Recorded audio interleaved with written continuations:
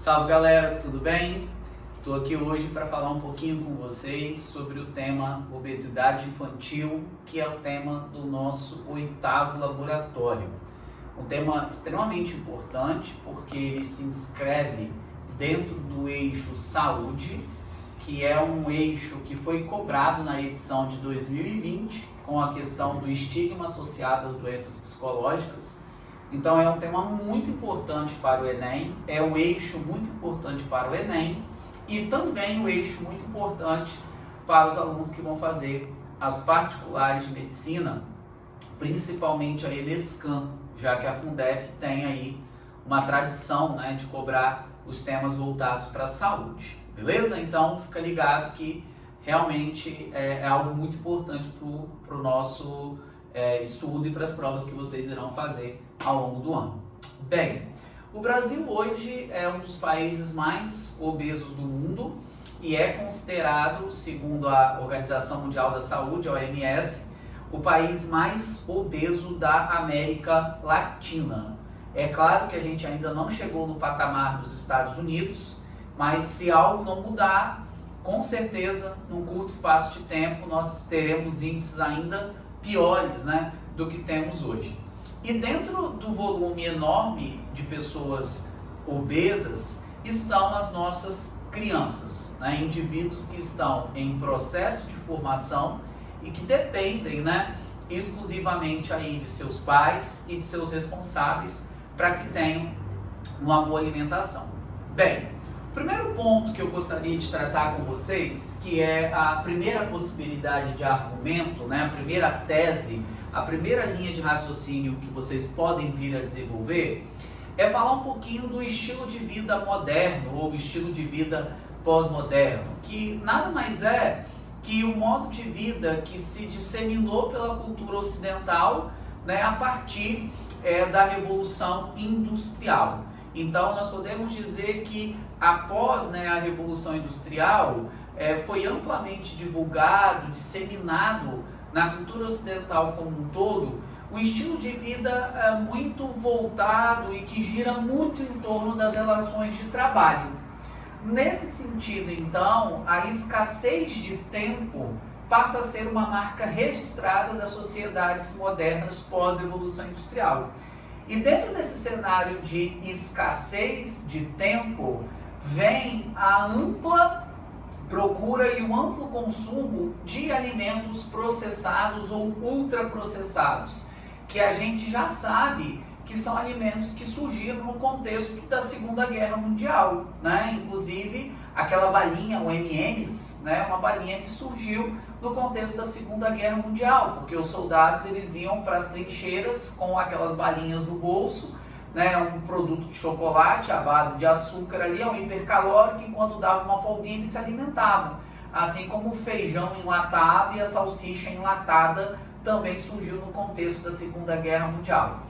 Então, dentro dessa dinâmica de sociedade onde tempo é dinheiro e as pessoas têm cada vez menos, né, tempo disponível, o consumo de alimentos processados vem para suprir essa necessidade, né, de ter algo mais rápido, de ter algo mais instantâneo. Só que o grande problema é que esses alimentos eles são ricos em açúcar, gordura saturada e sódio, 3 grandes venenos, né, para a saúde cardiovascular de uma pessoa. Por isso que então, infelizmente, hoje em dia, mesmo entre o público infantil e infanto-juvenil, já tem sido muito comum a hipertensão, o colesterol alto, o diabetes, né? O Brasil hoje é um dos países do mundo com maior volume de pessoas recorrendo a cirurgias bariátricas, que é um procedimento extremamente arriscado, extremamente invasivo e caro também, né? Isso gera aí uma sobrecarga, acaba onerando muito o SUS também. Então, o primeiro raciocínio que vocês podem vir a desenvolver é falar desse estilo de vida moderno, né? Marcado aí pela escassez de tempo, pelo consumo de alimentos processados e tem um problema muito crônico também que envolve a criança de hoje. As crianças de hoje quase não praticam atividade física. Poucas são as crianças que têm uma rotina de atividade física regular. Poucas são as crianças que fazem uma natação, uma escolinha de futebol, uma escolinha de vôlei, um judô, né, alguma atividade física. isso é muito prejudicial, porque isso se soma a todos os outros fatores que eu já disse antes. Muitos pais, trabalhando muito com uma rotina intensa de trabalho, acabam ofertando então para os seus filhos alimentos de qualidade muito ruim. Isso se soma à falta de atividade física, e essa falta de atividade física está muito ligada também à preferência que as crianças têm pelos eletrônicos. Hoje você quase não vê as crianças mais brincando na rua, tá certo? Que isso está muito ligado também ao fenômeno da violência dos grandes centros urbanos, mas em grande parte disso é culpa do excesso de eletrônicos. E aí criamos então um ambiente obesogênico, um ambiente então onde nós temos excesso de ingestão de calorias e pouco gasto calórico. Significa então que nós vamos ter pessoas com problema de obesidade. Então o primeiro ponto que a gente pode abordar diz respeito ao estilo de vida moderno. Beleza? Primeiro grande argumento que vocês podem estar trabalhando nesse laboratório. Segundo ponto, muito importante, é que comer bem, assim como ler, estudar, meditar, tocar um instrumento, é algo que é plenamente aprendível, é algo plenamente passível, né, de aprendizado. Então significa dizer que nós estamos falando de crianças que precisam, obviamente, da orientação de seus pais e de seus responsáveis. Então, um ponto importante, né, é a formação do hábito alimentar, que é uma responsabilidade exclusiva da família. A família é responsável pela ministração, pela entrega dos alimentos. Então, se a criança nasce e cresce numa família onde verduras, legumes e frutas é uma prática comum, é muito provável que ela cresça comendo e recorrendo a esses alimentos. Entretanto, se ela é criada numa família onde grande parte das pessoas consomem enlatados e fast foods, é muito provável que ela dê sequência, né, a esse mau hábito. Então a gente pode entender que, né, a formação do hábito alimentar é uma responsabilidade exclusiva da família. Porém, a gente não pode deixar de reconhecer que a escola, ela também é responsável pela formação do aluno. E nas escolas é necessário que haja, e infelizmente são poucas as escolas que oferecem isso, um programa de alimentação escolar que seja, né, satisfatório, que seja, né, equilibrado, que busque realmente oferecer para o aluno o acesso a alimentos saudáveis. A maior parte das escolas, né, possuem cantinas onde encontram-se doces, balas, refrigerantes, biscoitos, frituras, chocolates, todos alimentos, né, que não são saudáveis. Então, o segundo ponto que vocês podem estar trabalhando, então, é a ausência de alimentação escolar, que é a somatória do papel a ser desempenhado pela família e também o papel a ser desempenhado pela escola. Esse seria, então, o segundo argumento que vocês podem trabalhar nesse laboratório. E o terceiro e último argumento, e aí obviamente pensando que vocês escolhem 2 tópicos para poder explorar ao longo do texto, seria a questão do marketing nutricional. Nós sabemos que grandes empresas, sobretudo as de fast food, investem pesadamente no marketing nutricional. O maior exemplo disso é o McDonald's, que durante décadas e décadas e décadas foi hegemônico, né, na produção de hambúrgueres e de alimentos fast food, com musiquinhas do McLanche Feliz, né, do Big Mac. Essas músicas, essas vinhetas ficaram no imaginário da população brasileira e diria até mundial por décadas. Hoje nós temos uma presença mais discreta do McDonald's na TV aberta.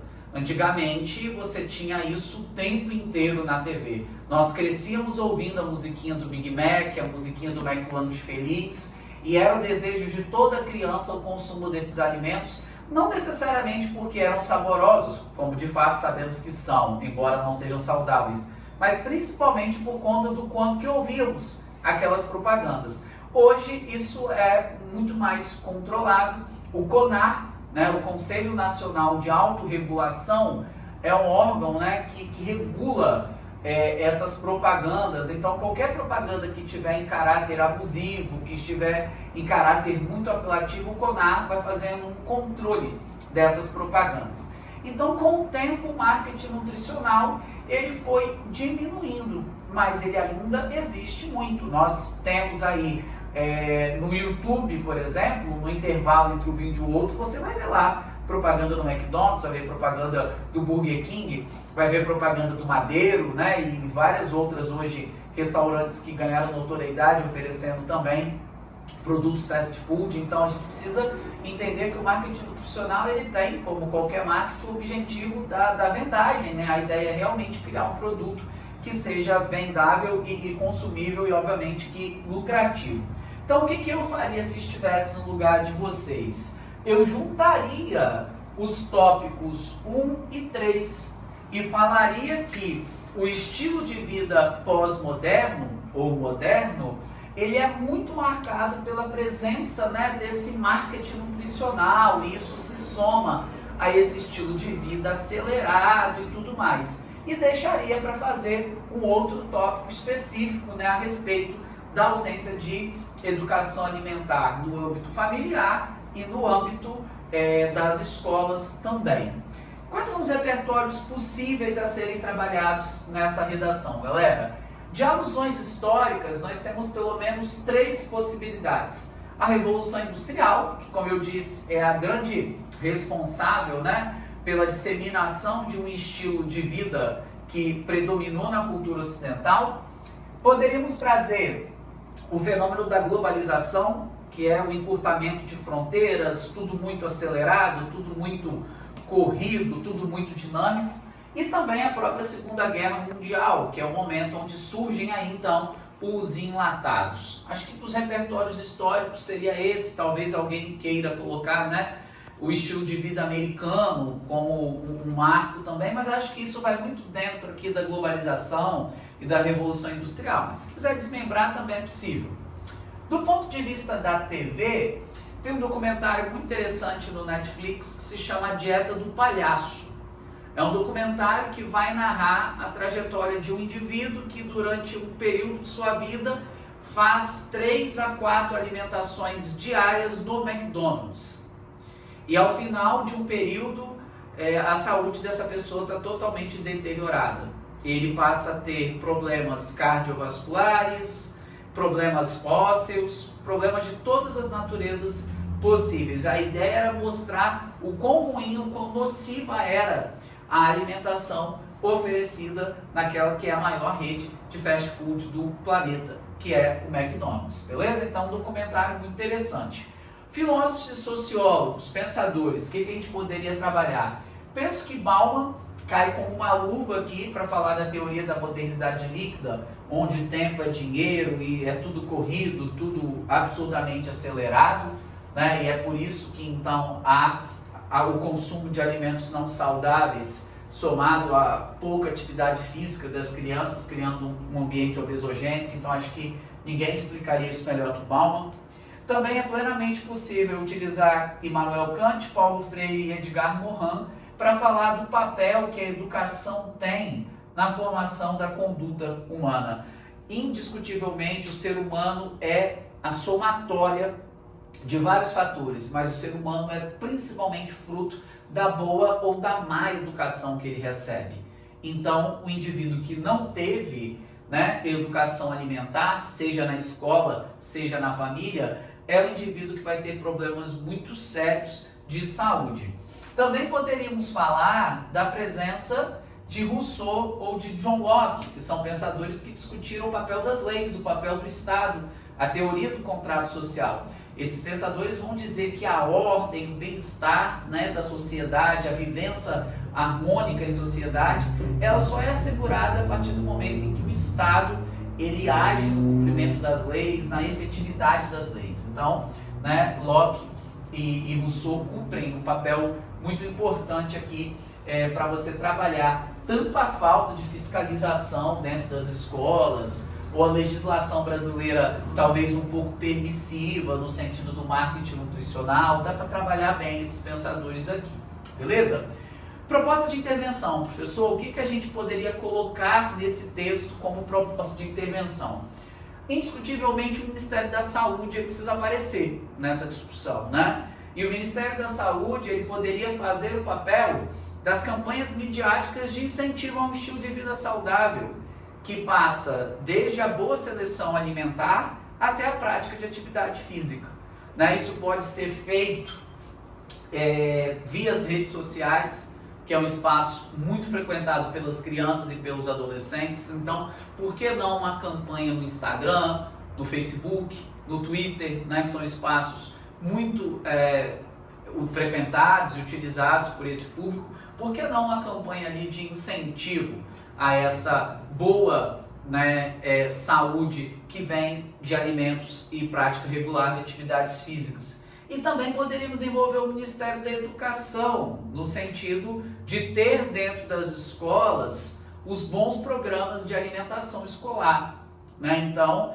a escola ela precisa ter, né, um cardápio balanceado, é preciso realmente fiscalizar as leis que vedam, né, a venda de frituras, né? Em São Paulo existe uma lei chamada Lei Anticoxinha, que é uma lei que proíbe a venda de coxinhas, que é um salgado extremamente gorduroso dentro de escolas. Será que isso de fato está sendo cumprido?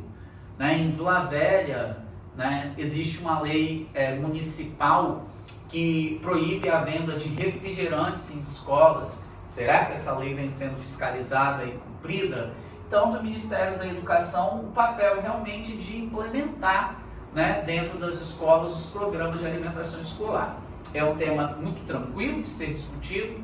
Dentro do eixo saúde é um tema muito relevante, mas tenham em mente que nós estamos falando do fenômeno da obesidade, mas o nosso recorte são as crianças, né? Caso contrário, se você focar demais na ideia da obesidade, mas nem direcionando, né, sem deixar de direcionar aí o fato que nós estamos falando do público infantil e infanto-juvenil, vocês vão fugir do tema. Então estejam atentos a isso, né? O nosso foco é a criança.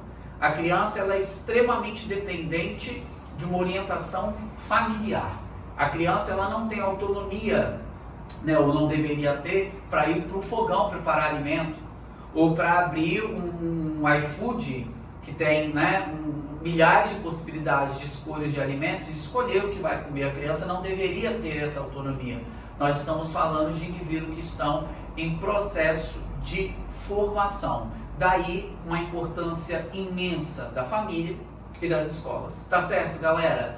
Foi esse o tema do nosso 8º laboratório. Espero que dê tudo certo, que vocês façam aí tranquilamente, tá certo? Ao final vai ser postada aí no final do vídeo uma foto do quadro para aqueles que quiserem fazer o print e terem isso como anotação para vocês recorrerem até o dia do laboratório para estudarem, tá certo? Um forte abraço para todos e até a próxima.